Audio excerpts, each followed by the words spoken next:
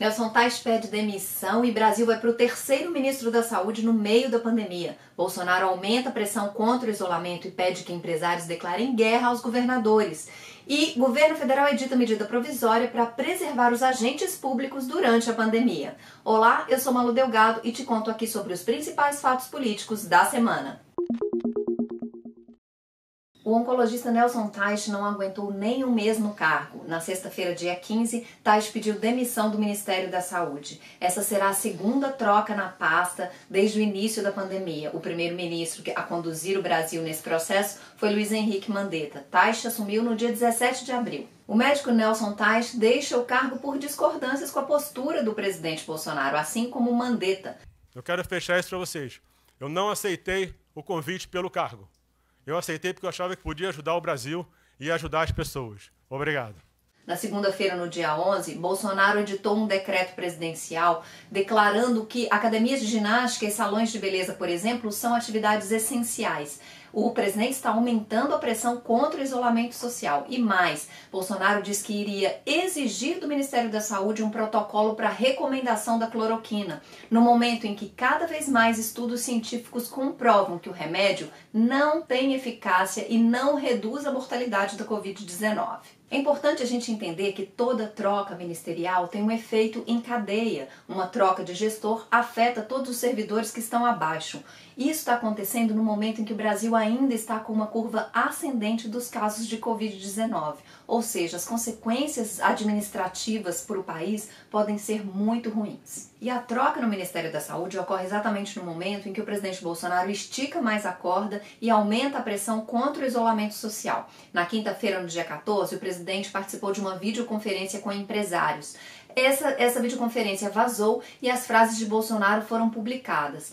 Neste encontro, o presidente diz aos investidores que é preciso aumentar a pressão, jogar duro contra os governadores, porque é guerra. Bolsonaro tem como alvo principal o governador de São Paulo, João Dória. Na visão do presidente, tanto os governadores quanto o presidente da Câmara, Rodrigo Maia, estão apostando na piora do cenário econômico para fragilizar o seu governo. Mas olhem, nem todos os empresários concordam com essa visão. Uma parte significativa do setor varejista, por exemplo, quer que o presidente aponte um plano de flexibilização racional, baseado em medidas científicas e responsáveis. O que esses empresários temem é que qualquer medida intempestiva, sem racionalidade e sem base científica, possa mergulhar o país e as pessoas num risco ainda maior durante a pandemia.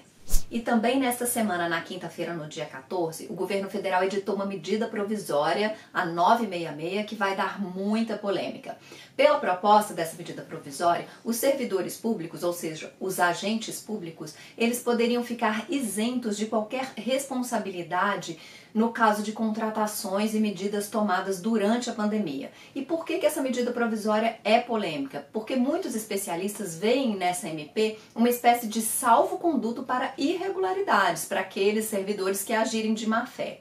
E o outro problema é o contexto em que essa MP é editada, exatamente quando começa a se falar em impeachment de Jair Bolsonaro. E o presidente não quer ser responsabilizado por suas ações em relação à pandemia. Só para explicar melhor, o presidente Jair Bolsonaro tem sido criticado por sua postura omissa e irresponsável no combate à Covid-19.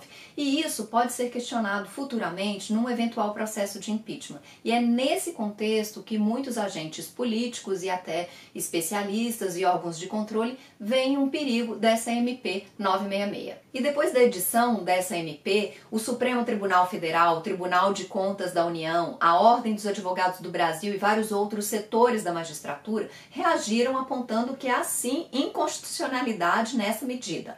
Esse debate vai se estender no Congresso, porque existe um fato importante a ser considerado. No setor público, muitas medidas administrativas não são tomadas com tanta agilidade exatamente por várias amarras da gestão, da burocracia.